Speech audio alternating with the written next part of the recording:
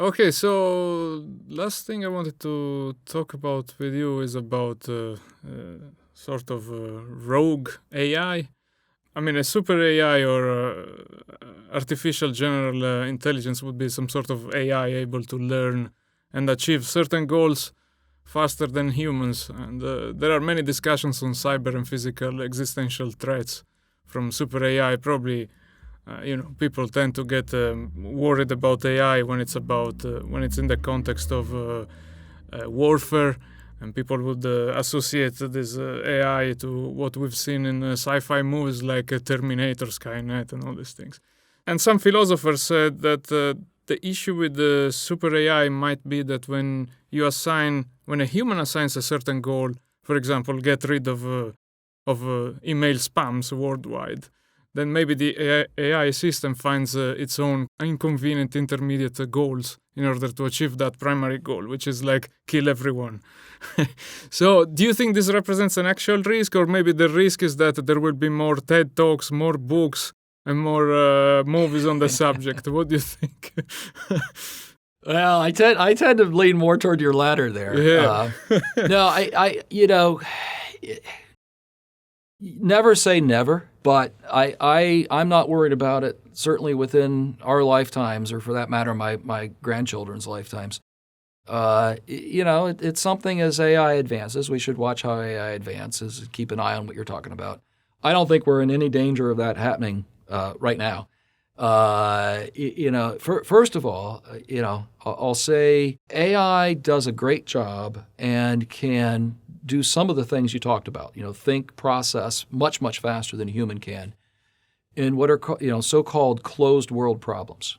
But for more open world kind of problems, things that take more context, more intuition, more inference, it's still extremely, extremely early days for AI. And I don't think we're going to get anywhere close to that existential, kinds of risks that you're referencing in Hollywood. Yeah. Until we get to that so-called, really competent third wave AI. But what I do see, and a lot of this gets into the implementation, and I think responsible implementation. One of the things the DoD, people point to DoD because it is about competition and conflict and things like that as being the driver of the killer AI. Both from my own experience as well as a lot of things I've read, there are so many checks and balances within the military. And frankly, culturally, that I was talking about before, the military is so conservative. If the killer AI were going to emerge, I don't think it would be in the military. I've actually heard it postulated that the finance world is a better place for it to emerge. Okay. But back to my comment about closed world, I think what's a very realistic thing in that world, and we've even seen some of it, are the unintended consequences of the AI, running off, so-called rogue toward the equivalent of a local maximum. You get some unintended consequences for what it was built for, Now, an AI-based training app, I don't think is likely to all of a sudden, somehow mutate and become Terminator. But it can, left unchecked, wreak havoc in financial systems, for what it's designed to do. Yeah. So that's a lot of the way that the military is looking at it. Even as greater and greater amount of automation is done, the term that's used is human on the loop. And I hate to be a broken record, but it comes back to our Mosaic model of abstraction and composition. If we're breaking apart decision-making and control into these layers, there can be some layers that the AI is responsible for and some layers that the human is responsible for. And there will be natural boundaries then on what the AI can, run off and do, even if it decides to go stupid. A great example is something that was, it got a lot of media attention a couple months ago that was run out of my office. It was called the AlphaDogFight trials. Yeah. It's being conducted under the Air Combat Evolution program. And it got tons of attention. For those who are watching this, you can go on to DARPA's YouTube channel and look up AlphaDogFight, and you can see the whole thing.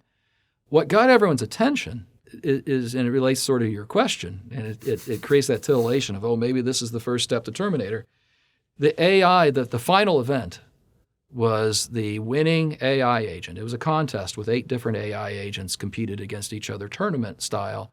And then the winning AI agent flew against a human pilot. And this was a real accomplished fighter ace, active duty Air Force, sitting in a simulator. Sadly for the poor pilot, he lost 5-0. It was pretty dramatic. And there were lots of, things that weren't completely realistic or whatnot. But frankly, I think in the balance of things, the number of not realistic things was probably equally split in terms of who it favored. But despite how eye-opening and sort of titillating that fact that the AI beat the humans so handily, it misses the point of the program. And the real thing we're trying to do in the ACE program is figure out how AI and humans work together. Yeah.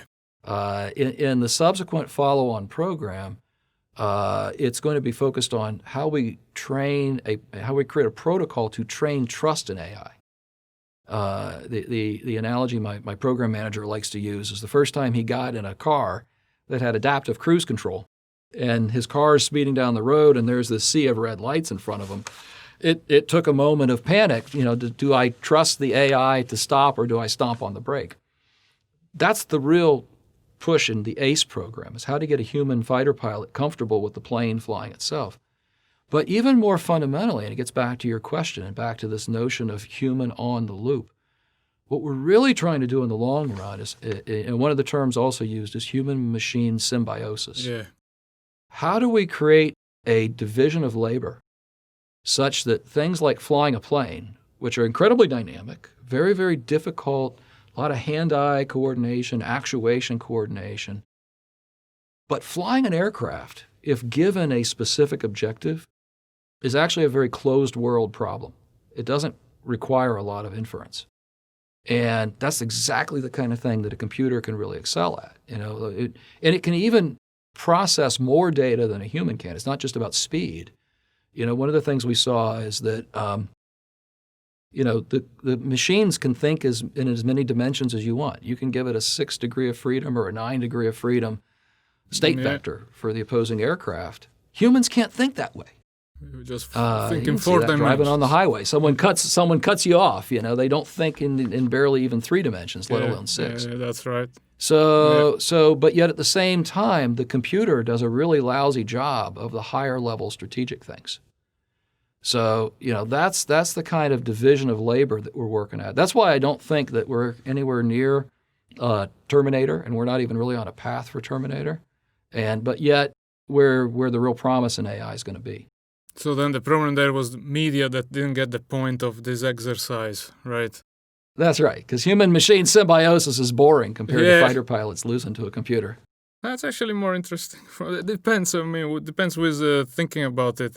And also in this way, if the pilot can forget about all these technical details of piloting the airplane, can focus on other things.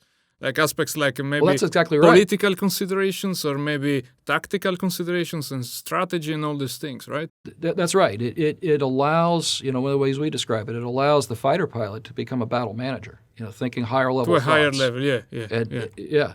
And also from a training perspective. A lot of, one of the terms I heard used by a former general who ran a training range. He says, I've got to stop spending so much time training fingers and more time training brains. Yeah. Think about, I'm not a gamer. I'll say, oh, you young whippersnappers, those, the kids out there. But you watch someone who's a gamer and, they can move from game console to game console and game to game and fairly intuitively pick up a new gaming system. If we had a bunch of AI at that lower level, could we make learning the use of a system so intuitive that now the human is more transportable? Maybe that's another layer of abstraction. I'll come back to one of my favorite themes. Abstract away the systems from the human. Yeah. And something the military does a horrible job in, but the commercial world, I think, is getting there. That's behind a lot of the principles of UI, UX, user experience, in the design thinking. And I hope we see more of that within the military. Thank you for listening to this conversation with Dr. Timothy Grayson. And I also like to thank DARPA's communication team for making this possible. If you enjoyed this video, please leave a comment below, like, subscribe, turn on the notification bell, and support this channel on Patreon. This podcast will be also available on Spotify and Apple Podcasts, and you can find the links in the description below. Thanks for watching.